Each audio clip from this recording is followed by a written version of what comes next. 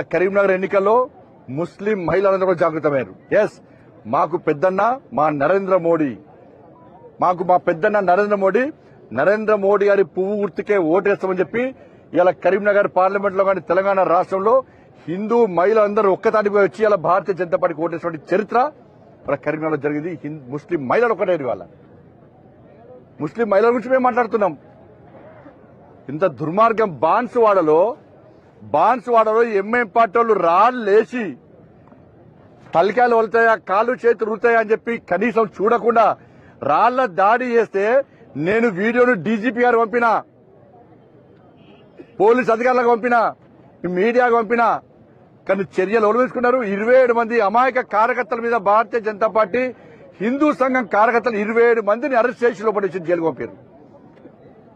ఉదయానికి ఉదయం మబ్బులో పోయి ఇలా పల్లెటూరులో పడి ఇలా వీడియోలు చూస్తాం. మీరు దాడులు చేశారని అమాయక కార్యకర్తలు కలిసి రిమాండ్ చేస్తున్నారు.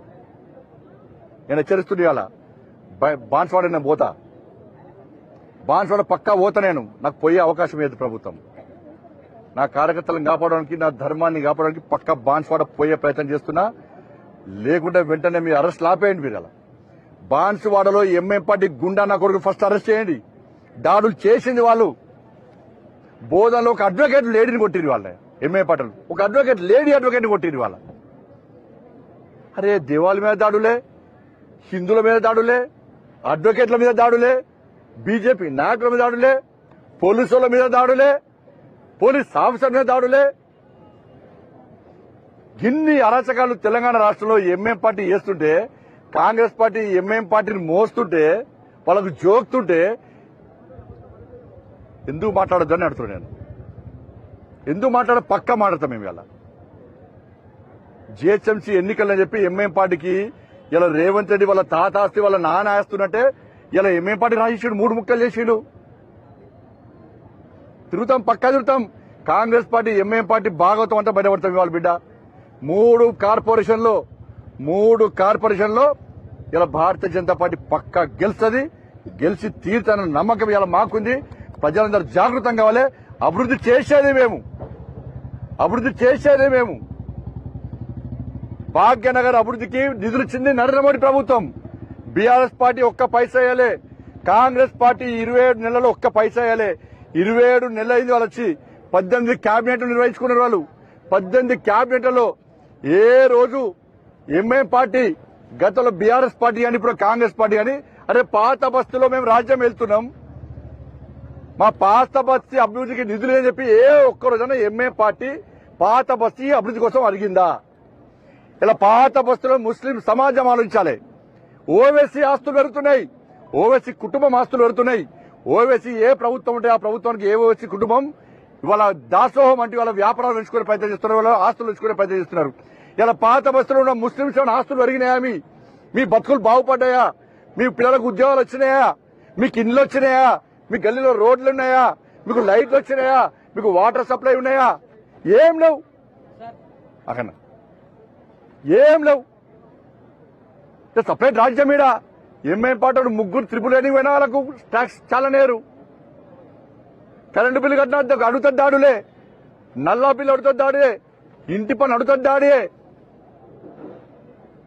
పన్నులు మేం కట్టాలి, పైసలు వాళ్ళకు. బట్ నేను అప్పీల్ చేస్తున్నా, 27 ఇలా 18 క్యాబినెట్ మీటింగ్లు అయితే ఏ ఒక్క రోజుగా క్యాబినెట్ లో, నిన్న కూడా క్యాబినెట్ లో 2500 మహిళలకు ఇస్తానియలే. హైదరాబాద్ లో ఎంతమంది 2500 మహిళలు ఇచ్చిర్రు? 4,000 రూపాయలు ఆసరా పెన్షన్ ఇస్తున్నారు మహిళలకు, ఆ తాతమ్మలకు. దాని గురించి చర్చ లేదు. రైతు భరోసా ఇస్తున్నారు, రైతు ఎదురుస్తున్నారు, దాని గురించి చర్చ లేదు. ఉద్యోగాలు ఇస్తున్నారు, దాని గురించి చర్చ లేదు. ఇలా 5 డిఎల్ ఇవ్వాలి ఉద్యోగస్తులకు, దాని గురించి చర్చ లేదు. పీఆర్సీ ఇంతవరకు అమలు చేస్తలేరు, దాని గురించి చర్చ లేదు. పదవీ విరమణ పొందిన ముస్లింలు వచ్చి మా పైసలు మాకి చచ్చిపోయేటట్టు ఉన్నామని చెప్పి 61 మంది చచ్చిపోయారు ఇప్పటికి. వాళ్ళ పైసలు వాళ్ళకి ఇవ్వడానికి పైసలు లేవట. కానీ ముఖ్యమంత్రి శిక్షణ తరగతులు ఏమి ఇవ్వాలి? అరే దేశం కోసం పనిచేయండి, సమాజం కోసం పనిచేయండి, ప్రజలకు సేవ అని చెప్పే ముఖ్యమంత్రి కాదట. 1000 కోట్ల కార్యకర్తలు అందరూ కలిసి డూప్లికేట్ గాంధీ కుటుంబానికి ఇవ్వాలట. రాష్ట్ర ముఖ్యమంత్రి మూటలు మోయడానికే ఉన్నాడు ఢిల్లీకి. మరి ఆ 1000 కోట్లు ఇలా పెన్షన్ ఇలా రిటైర్మెంట్ అయినటువంటి వాళ్ళ పదవి విరమణ ఉద్యోగస్తులు దిగలేకపోతున్నారు 1000 కోట్లు అడిగేచ్చు కదా. మీ కార్యకర్తలు అంతా అడిగేచ్చు, ప్రభుత్వం మీదే. హైదరాబాద్కి వస్తే వాళ్ళ ముసలి చూడకుండా కాళ్ళు లేవు, వాళ్ళకు అవస్థలున్నారు. గురవర గుంజుకపోయి అరెస్ట్ చేసిన వాళ్ళకి మా పైసలు మాకు ఇవ్వమంటున్నారు.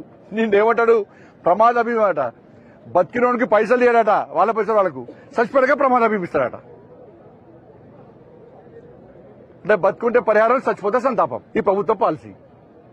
బతుకున్న వాళ్ళకు వాళ్ళ బెనిఫిట్స్ వాళ్ళకి ఏమంటే ఇవ్వడు కానీ చచ్చిపోయాక బీమా ఇస్తాడు. ఏం చేస్తాడు? బేసిక్ నుంచి 1.5% అమౌంట్ తీసుకొని నువ్వు ఇచ్చేదేంది అంటే రాష్ట్ర ప్రభుత్వం ఉద్యోగస్తుల పైసలతోని ఇన్సూరెన్స్ బిజినెస్ చేస్తున్నది. ఇన్సూరెన్స్ బిజినెస్ దానికంట కొన్నే రోగాలకంట మళ్ళీ అది ట్రీట్మెంట్ కొన్ని హాస్పిటల్కే పరిమితమట.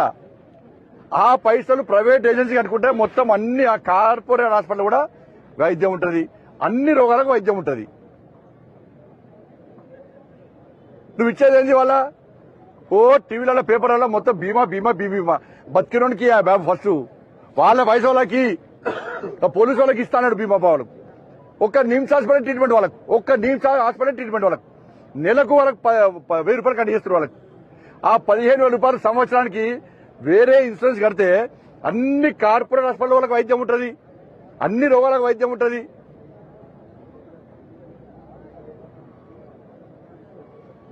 కాబట్టి 6 గ్యారెంటీల మీద 18 సార్ల క్యాబినెట్ జరిగితే ఏ ఒక్క క్యాబినెట్ లో కనీసం చర్చ జరగలేదు. అందుకే జిహెచ్ఎంసీ ఎన్నికల్లో మా రామచంద్ర గారి నేతృత్వంలో అందరం పనిచేస్తాం. నేను జిహెచ్ఎంసీ భాగ్యనగర్ ప్రజలకు అప్పీల్ చేస్తున్నా, మీరు పోయినసారి ఎన్నికల్లో ఎటువంటి జాగృతమైనో అభివృద్ధి చేయడం మా బాధ్యత. చేస్తున్నది నరేంద్ర ప్రభుత్వం. అభివృద్ధి మా నినాదం, హిందుత్వమే మా అజెండా. 100% ఈ భాగ్యనగర్ లో సమాజాన్ని జాగృతం చేస్తాం. ఇలా ముస్లిం మహిళలకు అప్పీల్ చేస్తున్నా, ఇలా మీకు రక్షణ ఉండాలంటే ఇలా భారతీయ జనతా పార్టీ ఈ 3 కార్పొరేషన్లో కాషాయ జెండా రెపరెపలు ఆడించాలి. అప్పుడే ఈ భాగ్యనగర్ కాపాడబడుతుంది. లేకుంటే ఇదే విధంగా దాడులు జరుగుతాయి. నేను మళ్ళీ చెప్తున్నా, బాన్సువాడలో అరెస్టులు ఆపండి. బాన్సువాడలో అరెస్టులు ఆపకుంటే ఆ ఆజ్యం తెలంగాణ మొత్తం వ్యాపించే ప్రమాదం ఉంది. మేము చట్టాన్ని కాపాడాలని మేమంటున్నాం, శాంతి భద్రతలు కాపాడాలని మేమంటున్నాం, చట్టానికి అనుగుణంగా వివరించే వ్యక్తులు మేము. కానీ పోలీసు అధికారులు అక్కడ ఎంఏ పార్టీ నాయకులకు మడుగులు వచ్చి అమాయక కార్యకర్తలు అరెస్ట్ చేస్తున్నారు. అరెస్టులు వెంటనే ఆపండి, అరెస్టులు ఆపండి. అరెస్టులు ఆపకుండా మాత్రం దాని పర్యవసానాలు ఏ విధంగా ఉంటాయో మీకు తెలుసు. భారతీయ జనతా పార్టీ కార్యకర్తలు తెలంగాణ రాష్ట్రంలో తలుచుకుంటే ఏ విధంగా ఉంటుందో నేను కార్యకర్తలకు అప్పగిస్తున్న. భారతీయ జనతా పార్టీ కార్యకర్తలారా, మీకు 2 చేతులు జోడించి మొక్కుతున్నాను. నేను సోషల్ మీడియాలో వాడు వీడు పెట్టేది మీరు పట్టించుకోకండి. వాళ్ళ మళ్ళా యుద్ధం ప్రారంభించే రోజు వచ్చినాయి. వాళ్ళ సనాతన ధర్మం అప్రతిష్ట పాలవుతున్నది. ధర్మాన్ని హేళన చేస్తున్నారు. సమాజాన్ని, హిందూ సమాజాన్ని చీల్చే ప్రయత్నం చేస్తున్నారు. హిందూ దేవాలయం దాడులు జరుగుతున్నాయి. బిస్తర్ దుల్పండి, కాషాయ జెండా కమలపు జెండా పట్టుకొని బయట రండి. ఇవాళ జిహెచ్ఎంసీ ఎన్నికల్లో కాంగ్రెస్ పార్టీకి గుణపాఠం చెప్పాలి. బీఆర్ఎస్ పార్టీ ఆల్రెడీ అడ్రస్ లేకుండా పోయింది. ఇవాళ మన దమ్మేందో చూపట్టాల్సిన బాధ్యత ప్రతి భారతీయ జనతా పార్టీ కార్యకర్తల మీద ఉందని చెప్పి అందరికీ అప్పీల్ చేస్తూ, ఇలా కరీంనగర్ లో మా గెలుపుకు సాగించిన రాష్ట్ర అధ్యక్షుడు రామచంద్రరావు గారికి, రాష్ట్ర పార్టీకి అందరూ కూడా హృదయపూర్వక ధన్యవాదాలు తెలియజేస్తూ, బీఫామ్ ఇచ్చి మా అభ్యర్థులు పోటీ చేసే అవకాశం ఉన్నటువంటి నరేంద్ర మోడీ గారికి, నితిన్ నబీన్ గారికి, అమిత్ షా గారికి హృదయపూర్వక ధన్యవాదాలు తెలియజేస్తున్నాం. అందరికీ జై శ్రీరామ్.